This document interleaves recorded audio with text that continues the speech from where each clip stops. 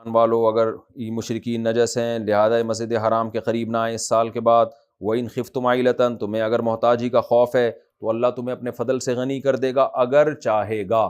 یہ جو اللہ نے بتایا نا اگر چاہے گا، اس کا مطلب یہ نہیں ہے کہ چاہے گا تو غنی کر دے گا، نہیں چاہے گا تو غنی نہیں کرے گا، تو ہو سکتا ہے غنی ہو جاؤ، ہو سکتا ہے غنی نہ ہو، یہ مطلب نہیں ہے، بلکہ یہ وہی ہے جیسے ہم کسی بھی چیز میں برکت کے لیے لگاتے ہیں نا انشاءاللہ، تو یہاں انشاءاللہ کا مطلب اگر اللہ چاہے گا یعنی امید دلانے کے لیے کہ ایسا ہوگا انشاءاللہ۔ جیسے میں کسی سے وعدہ کرتا ہوں کہ میں کل تمہاری دعوت پہ آؤں گا، وہ کہے گا پکا وعدہ، میں کہتا ہوں انشاءاللہ، تو یہ انشاءاللہ کا مطلب اگر اللہ نے چاہا، تو ظاہر ہے اللہ تو چاہتا ہے کہ ایک دوسرے کے وعدوں کا پاس کیا جائے اور کوئی مسلمان دعوت کرے تو اس کی دعوت قبول کی جائے، تو یہاں یہ بتانے کے لیے نہیں ہوتا کہ اللہ چاہے گا تو آؤں گا، نہیں چاہے گا تو نہیں آؤں گا، یہاں بتانے کا مقصد یہ ہے کہ میں ضرور آؤں گا، یعنی وعدے کی امید دلانے کے لیے کہ یہ وعدہ پورا ہوگا۔ تو یہاں بھی انشاء کا مقصد یہ ہے کہ اللہ چاہے گا۔ باقی اللہ نے انشاء مشیت کے ساتھ اس لیے معلق کیا، یہ بتانے کے لیے کہ اللہ اسباب کا محتاج نہیں ہے۔ یعنی صحابہ یہ سوچ سکتے تھے نا کہ بھائی سارے تاجر جب یہاں سے چلے جائیں گے تو ہمارا تو بزنس جو ہمارا اتنا کاروبار چل رہا تھا وہ تو بہت لاس ہوگا، تو اللہ نے بتا دی اللہ چاہے گا تو تمہیں غنی کر دے گا۔ تو اللہ کی چاہت پر ہے حکم کا مدار، اسباب پر نہیں ہے۔ اللہ کو چاہنے میں کتنا ٹائم لگتا ہے، تو لہذا اسباب کو نہ دیکھو، اللہ کی چاہت کو دیکھو۔ جب اللہ چاہے گا تو 2 منٹ میں ہو جائے گا، چاہے کوئی بھی ذریعہ اور اسباب نہ ہو۔ تو اسباب کو مت دیکھو، جیسا اللہ کہہ رہا ہے ویسا کر لو، تو باقی ہوگا ظاہر ہے اسباب ہی کے ذریعے۔ جب اللہ کوئی کام کرتے ہیں اور چاہتے ہیں تو اسباب تو اللہ اس کے پیدا کر دیتے ہیں، تو وہ اسباب پیدا ہوئے، وہ ایسے پیدا ہوئے کہ صحابہ یہ ڈر رہے تھے کہ اتنے سارے مشرکین جب جزیرے سے چلے جائیں گے، سارے تاجر چلے جائیں گے، تو ہمارے پاس تو بزنس کرنے کے لیے کوئی، کس سے ہم بزنس کریں گے؟ تو ہوا یہ کہ بہت سے تاجر اس میں مسلمان ہو گئے، جو صحابہ کو خطرات تھے وہ ہوئے نہیں، بلکہ اس کا برعکس ہو گیا کہ ان میں بہت سے لوگوں نے اسلام قبول کر لیا، ان کے دل میں اسلام چلا گیا، اور پھر وہی بزنس کم ہونے کے بجائے اور زیادہ بڑھ گیا۔ تو یہ اس طرح سے اللہ نے ایک سبب پیدا کر دیا ان کے لیے۔ وَإِنْ خِفْتُمْ عَيْلَةً فَسَوْفَ يُغْنِيكُمُ اللَّهُ مِنْ فَضْلِهِ إِنْ شَاءَ إِنَّ اللَّهَ عَلِيمٌ حَكِيمٌ، بے شک اللہ جاننے والا اور حکمت والا ہے۔ آگے اللہ تعالیٰ مسلمانوں کو اقدامی جہاد کا حکم دے رہے ہیں کہ بھئی تم حنین سے بھی فارغ ہو گئے اور مکہ بھی فتح ہو گیا، اب تمہیں اقدامی جہاد کرنا ہے۔ جیسے مکہ ایک اقدامی جہاد تھا، تو اس میں تمہارے ارد گرد کے جو ملک ہیں جن میں غیر مسلم ریاستیں ہیں،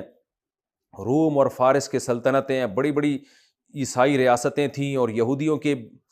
بہت ساری جگہوں پر حکومتیں تھیں، تو اللہ نے قرآن میں حکم دیا قاتلوا الذین لا یؤمنون باللہ ولا بالیوم الآخر، اے ایمان والو قتال کرو، یعنی لڑائی شروع کرو ان لوگوں سے جو اللہ پر اور آخرت پر ایمان نہیں رکھتے۔ یہ آیت اہل کتاب کے بارے میں نازل ہوئی، کیونکہ آگے آ رہا ہے من الذین اوتوا الکتاب، یعنی ان لوگوں میں سے جن کو ہم نے کتاب دی ہے۔ تو سوال پیدا ہوتا ہے جو اہل کتاب ہیں وہ تو اللہ پر بھی ایمان رکھتے ہیں، آخرت پر بھی ایمان رکھتے ہیں، تو اس کا جواب یہ ہے کہ یہ وہ والا ایمان ہے جو معتبر نہیں ہے۔ تو اس لیے اس آیت کا ترجمہ مفسرین یہ کرتے ہیں کہ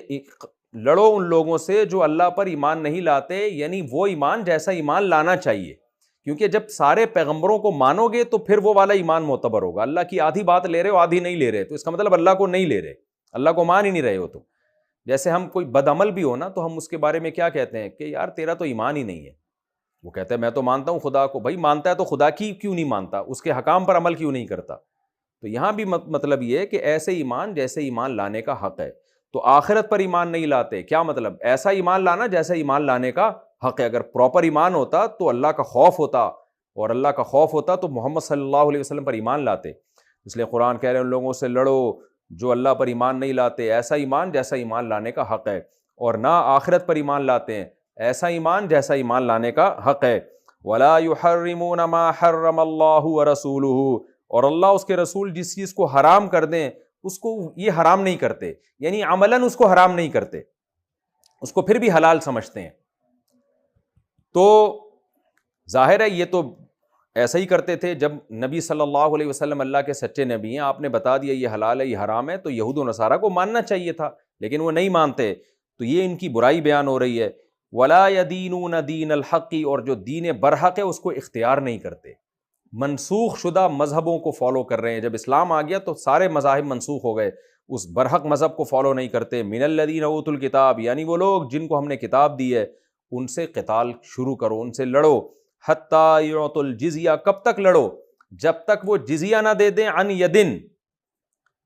مقہور ہو کے، مغلوب ہو کے، ماتحت ہو کے، یعنی قوت کے ساتھ تمہارا ان پہ اتنا غلبہ ہو جائے کہ ان کے پاس یہ آپشن نہ رہے کہ دیں کہ نہ دیں، تمہاری ایسی ریاست قائم ہو جائے ان کے اوپر کہ وہ بہرحال مجبور ہو جائیں، یعنی قوت کے ساتھ تم ان سے لے سکو، قانون کا حصہ بن جائے،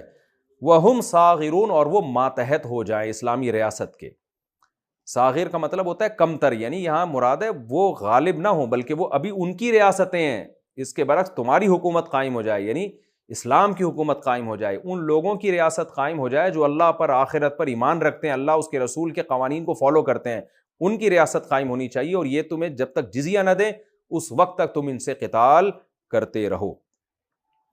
یہ جی اس کی تفسیر مکمل ہو گئی۔ اس میں یہ جو آیت ہے قاتل الذین لا یؤمنون باللہ ولا بالیوم الآخر، اس کی میں ذرا ڈیٹیل آپ کو بیان کرتا ہوں کیونکہ اس میں اقدامی جہاد کا حکم دیا جا رہا ہے۔ خوب سمجھ لیں، اسلام میں جیسے دفاعی جہاد ہے نا، آپ پر کوئی حملہ کرتا ہے آپ دفاع کریں، تو ایسے ہی اسلام میں اقدامی بھی ہے۔ شرط یہ ہے، اقدامی کا مطلب ہوتا ہے کہ ضروری نہیں کہ وہ آپ پہ حملہ کر رہا ہے، بلکہ اللہ کے دین کو آپ دنیا میں غالب کرنے کے لیے آپ خود سے چڑھائی کریں اس کے اوپر، یہ بھی اسلام میں ہے۔ اسی بیس پہ صحابہ کرام نے روم اور فارس کے سلطنتوں پہ لڑائی لی، اور محمد بن قاسم ہندوستان آئے اور اندلس میں مسلمانوں کی ریاست قائم ہوئی، پوری دنیا میں جو اسلام قائم ہوا، اور پھر بر صغیر پورا فتح ہوتا چلا گیا۔ محمد بن قاسم ادھر آیا نا جب سندھ میں، تو پھر یہاں سے ملتان میں اس کی فوجیں داخل ہوئیں، ہوتے ہوتے دہلی فتح ہوا،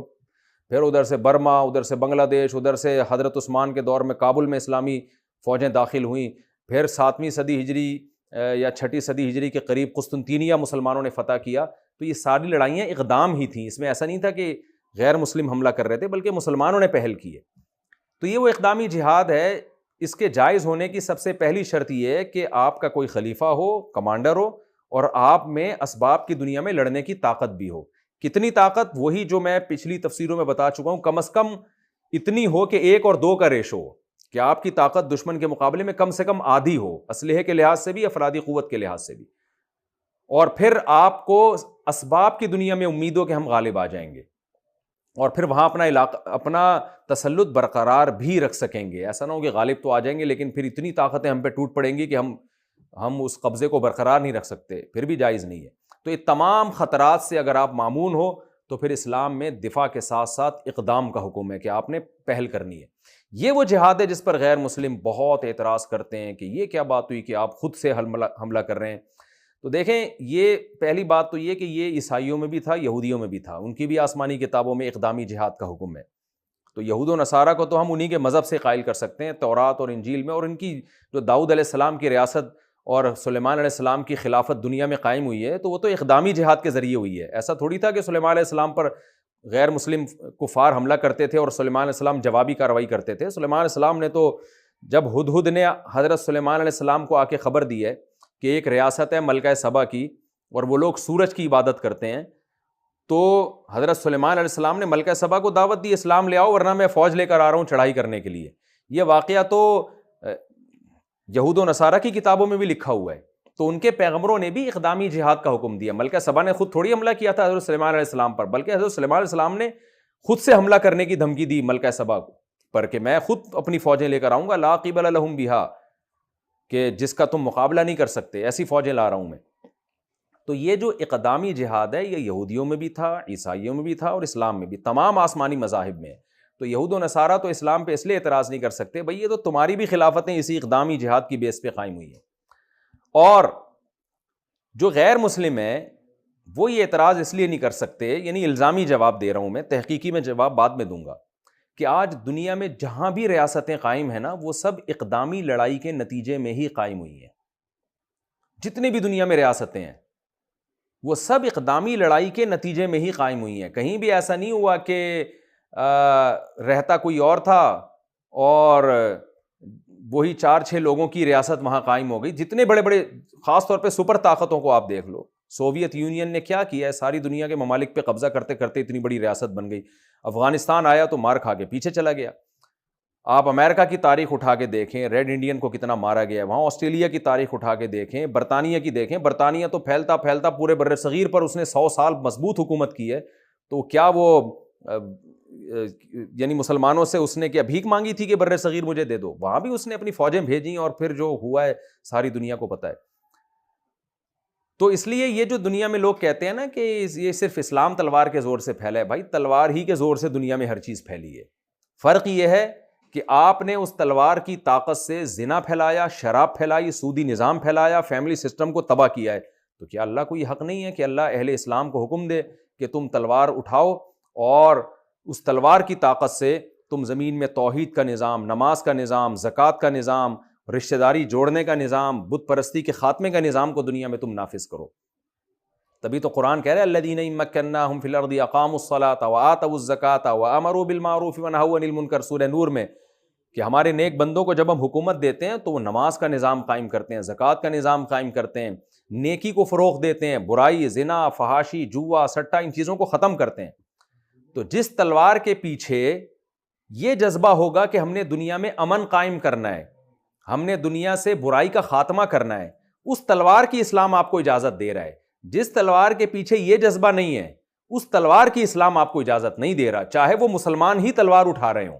یعنی ایک مسلمان فوج تلوار اٹھا کے غیر مسلم ریاست پہ حملہ کر رہی ہے، نیت یہ ہے کہ زمین کا ٹکڑا ہمارے پاس آ جائے، نیت یہ نہیں ہے کہ ہم اسلامی نظام کو نافذ کریں گے، تو یہ مسلمان قوم بھی تلوار اٹھائے گی تو یہ عمل جہاد نہیں، فساد کہلائے گا۔ لیکن اگر یہ تلوار ایسی تلوار ہے کہ جس کا مقصد زمین پر اللہ کے نظام کو نافذ کرنا، جو کہ 100% عدل پر مبنی ہے، پھر یہ تلوار اسلام میں یہ عمل جہاد کہلائے گا، اور ان آیتوں میں اسی تلوار کا اللہ حکم دے رہا ہے۔ رہا یہ مسئلہ کہ بھئی یہ تو ظلم ہے کہ ایک دوسرا ملک تھا، آپ اس ملک پہ حملہ کر رہے ہو، تو دیکھیں کوئی دنیا میں کسی کا ملک نہیں، اس کی کیا دلیل ہے کہ یہ میرا ملک ہے وہ تمہارا ملک ہے؟ آدم علیہ السلام جب اس زمین پہ آئے تو کوئی لکیر نہیں تھی، یہ تو انسانوں کی بنائی ہوئی لکیریں کہ یہاں سے یہاں تک میرا، وہاں سے وہاں تک تمہارا، وہاں سے وہاں تک تمہارا۔ اصل میں یہ پوری زمین اس کی ہے جس نے زمین کو بنایا، یہ اللہ کی زمین ہے۔ تو اللہ کہتے ہیں یہ کسی کی زمین نہیں ہے، یہ میری زمین ہے، اس زمین پر اگر حکم چلے گا، ریاست قائم ہوگی تو میرے احکامات نافذ ہوں گے، تو میرے احکامات نافذ کرنے کے لیے تلوار چلانے کا اللہ نے حکم دیا ہے۔ تو جب آپ تلوار چلاتے ہیں، اس تلوار میں آپ اپنی ریاست اور اپنا روب دنیا پہ قائم رکھتے ہیں، اور اپنے وسائل دنیا پہ مسلط، اپنی پالیسیاں دنیا پہ مسلط کرتے ہیں۔ تو جب انسان یہ کام کر سکتا ہے تو کیا اللہ کو اس کی اجازت نہیں ہے، جس نے انسان کو بنایا اور وہ یہ چاہتا ہے کہ زمین پر میرا نظام اور میری خلافت قائم ہو؟ تو اس میں 2 اور 2 4 کی طرح اسلام کا موقف بالکل واضح ہے کہ زمین اللہ کی ہے، تو اس پہ جو نظام ہے وہ اللہ کا نافذ ہوگا۔ یہاں کوئی غیر مسلم کہہ سکتا ہے کہ یہ کیا بات ہے کہ تم اسلام کے نظام کو اللہ کا کہہ رہے ہو اور گاڈ کی طرف منسوب کر رہے ہو اور ہمارے نظام کو باطل کہہ رہے ہو؟ بھی اس کے بہت سارے دلائل ہیں، یہی تو الحمد سے لے کے والناس تک قرآن کی بحث ہے کہ تم غلط ہو اور اسلام صحیح ہے۔ جیسے کہ قرآن نے یہاں بھی کہا تم یہود و نصارہ سے جو لڑو گے تو قومیت کی بیس پہ نہیں لڑو گے کہ وہ گورے ہیں تم کالے ہو، وہ مالدار ہیں تم غریب ہو، ان کے پاس وسائل زیادہ تمہارے پاس وسائل کم، نہ نہ نہ نہ نہ، نظریات کی بیس پہ کہ وہ کیا کرتے ہیں، وہ اللہ اس کے رسول کے احکام کو فالو نہیں کر رہے، انہوں نے زنا کو حلال کر دیا، انہوں نے سود کو حلال کر دیا، انہوں نے جوئے کو حلال کر دیا، انہوں نے ہومو سیکشولیٹی کو حلال کر دیا، انہوں نے یہ کر دیا، انہوں نے وہ کر دیا، خدا کے نظام کو مانتے ہی نہیں، فطرت سے بغاوت کرتے ہیں۔ تو اس بیس پہ تم نے لڑ کر اللہ کی زمین پہ اللہ کا نظام نافذ کرنا ہے۔ تو یہ جو کہتے ہیں نا یہ ہماری قوم ہے، اور تو ہماری قوم کیا ہوتی ہے؟ آسٹریلیا میں جو کالے رہتے ہیں، اصل میں تو آسٹریلیا پھر ان کا تھا، تو گوروں کو تو ان پہ حکومت کرنے کا حق نہیں ہے، لیکن پھر ان کالوں سے بھی ہم کہیں گے کہ تم بھی تو مائیگریٹ کر کے آئے ہوگے نا کہیں نہ کہیں سے، تو یہ تو تمہارا بھی نہیں ہے۔ تو زمین کسی کی نہیں ہے، زمین اللہ کی ہے، جس کو اللہ حق دے وہ اس زمین پر حکومت کر سکتا ہے، اور اللہ کسی انسان کو حق نہیں دیتا انسانیت کی بیس پہ، اللہ عمل کی بیس پہ حق دیتا ہے کہ جو اس زمین پہ اللہ کے نظام کو نافذ کرے گا اس کا یہ رائٹ ہے کہ وہ تلوار اٹھا کے زمین پر حکومت کرے وہ، اور جو اللہ کے نظام کو نافذ نہیں کرے گا اس کو یہ رائٹ نہیں ہے۔ تو اسلام کی لڑائی کی بیس معاشی ترقی نہیں ہے، اسلام کی لڑائی کی بیس وہ قومیت نہیں ہے، کالا اور گورا ہونا یہ قوموں کی نہیں ہے، اسلام کی لڑائی کی جو بیس ہے وہ اللہ کے نظام کو دنیا میں نافذ کرنا، جو عدل پر مبنی نظام ہے۔ اس کی دلیل آپ دیکھ لیں نا کہ رسول اللہ صلی اللہ علیہ وسلم کی لڑائی سب سے پہلے اپنی قوم سے ہو رہی ہے، قریشیوں سے، ہاشمیوں سے ہو رہی ہے، ساری لڑائیاں عربوں سے ہو رہی ہیں، اور وہ بھی قریشیوں سے ہو رہی ہیں لڑائیاں، اور اس میں آپ کے ساتھ جو دوسری قوموں کے لوگ ہیں وہ بھی تھے، میں اکثر یہ واقعہ بیان کرتا ہوں، سلمان فارسی رضی اللہ تعالی عنہ جب فارس پہ چڑھائی کے لیے گئے ہیں صحابہ کی جماعت کو لے کے، تو کمانڈر تھے، تو انہوں نے کیا کہا اہل فارس سے، یا اہل فارس انا رجل منکم، میں تمہاری قوم کا آدمی ہوں، ترون العرب یطیعوننی، تم عربوں کو دیکھتے ہو میرے ماتحت ہیں۔ تو کیا مطلب، عرب تو کبھی کسی کو اپنا سردار نہیں بناتے، اور میں عجمی ہوں، پرشین ہوں، عربوں نے مجھے اپنا کمانڈر بنایا ہوا ہے۔